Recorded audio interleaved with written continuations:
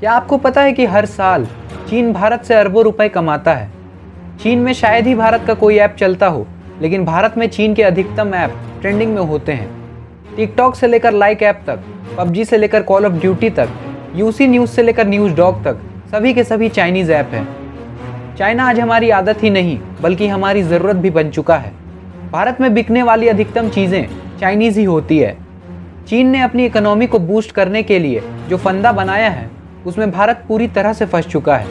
आज चीन भारत से अरबों रुपए कमाता है। नॉर्मल ट्रेड की बात की जाए तो चाइना भारत से 100 बिलियन रुपए यानी कि 1 लाख करोड़ रुपए का माल खरीदता है, और दूसरी ओर भारत चाइना से 420 बिलियन रुपए यानी कि 4,20,000 करोड़ रुपयों का माल खरीदता है। भारत का ट्रेड डिफिसिट कितना कम है ये सब आपकी आंखों के सामने है। अब आते हैं आईटी और सॉफ्टवेयर की दुनिया में। ये चाइनीज़ ऐप्स ना सिर्फ आपसे पैसा कमाते हैं बल्कि ये आपकी प्राइवेसी को भी चुरा लेते हैं। जी हाँ दोस्तों, आपको पता होना चाहिए कि जिन ऐप्स को आप अपने मोबाइल में इंस्टॉल करते हैं वो ऐप्स आपकी प्राइवेसी के लिए खतरा बन सकते हैं। हमारा सारा का सारा डेटा चीन के पास मौजूद होता है, और ज़रा सोचिए ये कितना खतरनाक हो सकता है कि अगर किसी मिलिट्री ऑफिसर या जवान की प्राइवेसी चीन के हाथ लग गई। इसी कारण से कुछ समय पहले भारतीय सरकार ने भारतीय सेना के लिए कुछ ऐप्स को बैन कर दिया था।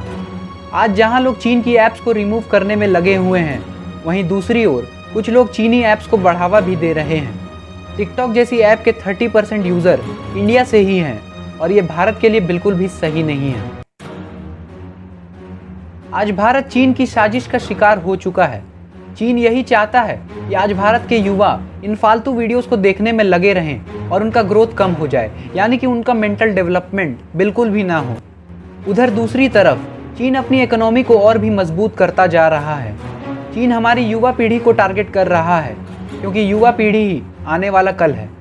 तो आओ यार जानते हैं कि भारत में ऐसे कौन से ऐप हैं जो है तो चाइनीज़ लेकिन फिर भी भारतीय मार्केट में ट्रेंड कर रहे हैं। पहले नंबर पर आता है टिकटॉक ऐप। इस ऐप की कंट्रोवर्सी तो आपको पता ही होगी। फिलहाल मैं आपको बता दूं कि ये ऐप भारतीय जनता के लिए बिल्कुल भी सही नहीं है, क्योंकि ये आपके सिम कार्ड के थ्रू आपका सारा डेटा चुरा लेता है। क्या आपको नहीं लगता कि एक वीडियो स्टेटस ऐप के लिए सिम कार्ड की परमिशन कुछ ज़्यादा ही होती है? ये भारतीय जनता के लिए बहुत ही खतरनाक है। अगर आप अपनी लोकेशन को चीट करना चाहते हैं तो आपको ज़रूरत होती है वीपीएन की। वीपीएन का इस्तेमाल गूगल और यूट्यूब जैसे प्लेटफॉर्म्स को भी धोखा दे सकता है, लेकिन चाइनीज़ ऐप्स वीपीएन से भी धोखा नहीं खाती है, क्योंकि हमारा सारा का सारा डेटा सिम कार्ड के थ्रू इनके पास जाता है। आप टिकटॉक पर भी वीपीएन का इस्तेमाल करके देख सकते हैं, और आपको पता चल जाएगा कि टिकटॉक भी सिम कार्ड के ज़रिए ही आपका डेटा चुरा लेता है। ज़रा सोचिए ये आपके लिए कितना खतरनाक हो सकता है कि अगर कोई आपका डेटा आपकी परमिशन के बिना ही आपसे ले रहा है। वीपीएन का लोकेशन यूएस में सेट करने के बाद भी आपको टिकटॉक पर हिंदी वीडियोस देखने को मिलेगी। तो आखिर टिकटॉक ये डेटा ला कहाँ से रहा है? सीधी सी बात है, ये डेटा उन तक सिम कार्ड के ज़रिए जा रहा है। इस वीडियो स्टेटस ऐप पर कई तरह की वीडियोस बनती है। लोगों के मन में जो आता है वो इस वीडियो स्टेटस ऐप पर चढ़ जाता है। ये ऐप भारत में अश्लीलता भी फैला रहा है। यही कारण है कि आज भारतीय जनता की डिमांड है कि इस ऐप को भारत में बैन कर देना चाहिए। 15 मई को जिस ऐप की रेटिंग 4.5 स्टार थी, उसी ऐप की रेटिंग 20 मई को 1.2 स्टार की रह गई। लेकिन फिर भी गूगल प्ले स्टोर की एक पॉलिसी के तहत सभी स्पैम रिव्यूज़ को डिलीट कर दिया गया। पहले इस ऐप के रिव्यूज़ की संख्या 29 मिलियन थी, लेकिन फिर जब सभी रिव्यूज़ को डिलीट कर दिया गया तो अभी करंट सिचुएशन में इस ऐप की 20 मिलियन रिव्यूज़ प्ले स्टोर पर मौजूद है। टिकटॉक के 30 करोड़ से ज़्यादा यूज़र्स भारत से ही है। एक रिपोर्ट के मुताबिक साल 2019 के अंत में भारत से टिकटॉक की क्वार्टरली इनकम 23 से 25 करोड़ रुपए थी। यूट्यूब वर्सेस टिकटॉक के कंट्रोवर्सी के कारण टिकटॉक को लाखों लोगों ने अनइंस्टॉल भी कर दिया और दिखा दिया कि अगर भारतीय जनता एकजुट हो जाए तो किसी की भी काया पलट सकती है। दूसरे नंबर पर आता है हेलो ऐप। ये एक सोशल मीडिया प्लेटफॉर्म की तरह है। आपको बता दें कि भारत में हेलो ऐप के 4 करोड़ से भी ज़्यादा यूज़र्स मौजूद हैं। इस ऐप की पेरेंट कंपनी का नाम है बाइट डांस, और ये कंपनी एक एआई कंपनी है।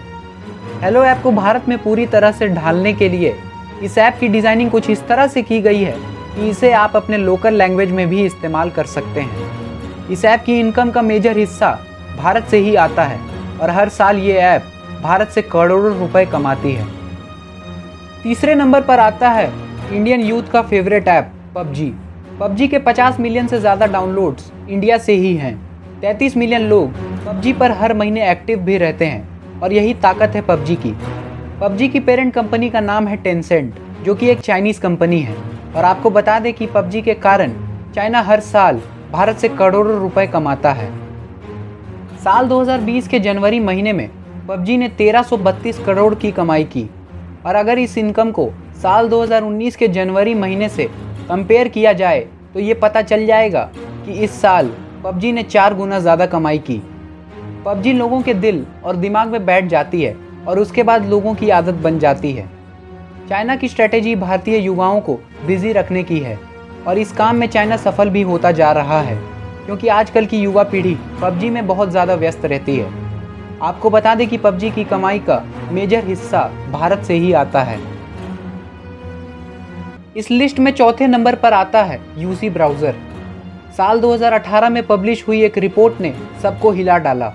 उस रिपोर्ट में ये बताया गया था कि यूसी ब्राउज़र ने इंडिया में 13 करोड़ एक्टिव यूज़र्स का आंकड़ा पार कर लिया था। अब ये संख्या बढ़ती ही जा रही है। प्ले स्टोर में 90 लाख से ज़्यादा ऐप्स लिस्टेड हैं और अगर बात की जाए इन ऐप से इनकम के बारे में तो चाइना अकेला ही 40% इनकम जनरेट करता है। इस इनकम में यूसी ब्राउज़र का भी बड़ा हाथ है।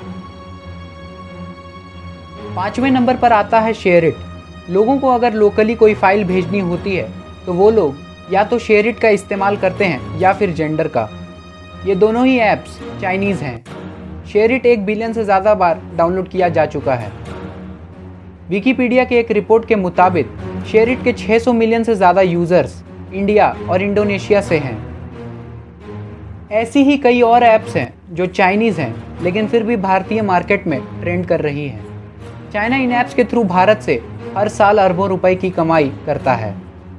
अगर कोई बाहरी ऐप चाइना में दस्तक देने की कोशिश करती है तो चाइना ने उनके लिए अपने दरवाजे पहले ही बंद कर रखे हैं।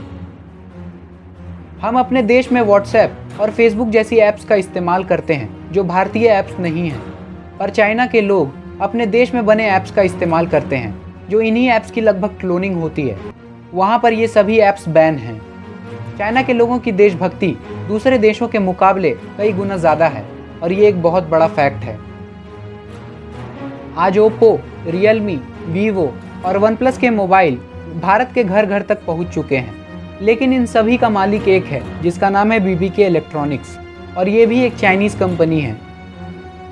फ़ोन के पीछे लिखे मेड इन इंडिया को देखकर बहुत से लोग धोखा खा जाते हैं और ये समझते हैं कि ये फ़ोन भारत में ही बना होगा, लेकिन इस बात को पढ़कर कभी भी धोखा मत खाइएगा, क्योंकि इस बात का मतलब होता है कि इस फ़ोन के पार्ट्स इंडिया में असेंबल किए गए हैं, लेकिन इसकी इनकम का मेजर हिस्सा चाइना ही जाता है। मैं आपसे ये नहीं कह रहा कि आप चाइनीज़ चीज़ों का इस्तेमाल करना छोड़ दें। मैं बस ये कह रहा हूँ कि हो सके तो इन चीज़ों का इस्तेमाल कम से कम करें, क्योंकि ये छोटी छोटी चीज़ें जिनका इस्तेमाल आप रोज़ करते हैं वो चाइना को बड़े बड़े फ़ायदे दे रही है।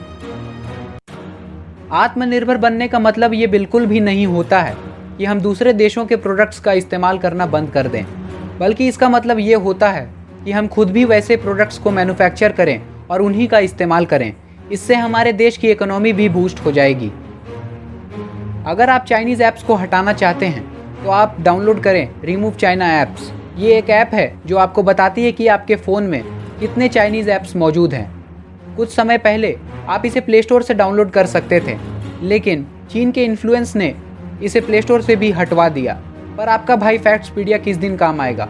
डिस्क्रिप्शन में जाओ, वहाँ पर आपको इस ऐप का लिंक मिलेगा, उससे डाउनलोड करो और अभी के अभी चाइना के सारे ऐप्स को हटा डालो। आपका किया गया एक अनइंस्टॉल चाइना को बड़े बड़े नुकसान देगा। वीडियो पसंद आई हो तो वीडियो को लाइक करो और लाइक करने के बाद इसे शेयर ज़रूर करना, ताकि सभी को चाइना की असलियत का पता चल सके। दोस्तों, अगले वीडियो में मैं इंडिया और चाइना के ऐप्स को कंपेयर करने वाला हूँ कि भारत में कौन कौन सी ऐप का इस्तेमाल होता है और वहीं दूसरी ओर चाइना में कौन सी ऐप इस्तेमाल की जाती है। अगर ये वीडियो चाहिए तो अभी के अभी कमेंट करो।